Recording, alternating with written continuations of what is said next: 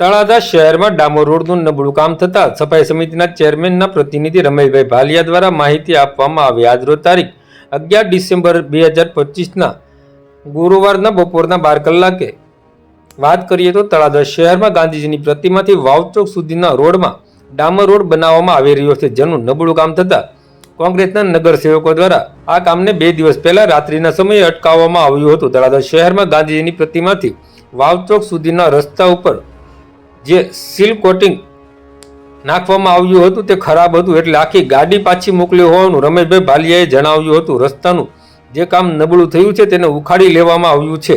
તળાજાના ધારાસભ્ય ગૌતમભાઈ ચૌહાણ દ્વારા સ્પષ્ટ શબ્દોમાં જણાવવામાં આવ્યું હતું કે નબળું કામ કોઈ પણ સંજોગોમાં ચલાવી લેવામાં નહીં આવે. આમ છતાં પણ નબળું કામ થતાં જેનો વિરોધ થયો હતો અને કામ અટકાવવામાં આવ્યું હતું. મારું નામ રમેશભાઈ છગનભાઈ ભાલિયા. હું તળાજા સફાઈ સમિતિના ચેરમેનના પ્રતિનિધિ છું.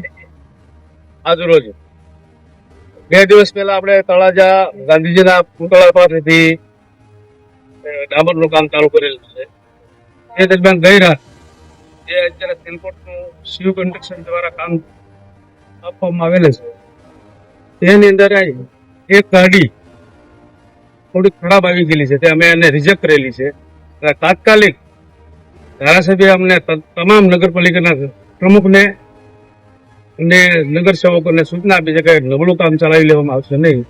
તે માટે અમે આ સ્થળ તપાસ કરી અને ફરીથી આ ડામર પાથો કઢાવી અને ફરીથી કામ ચાલુ કરવામાં આવશે.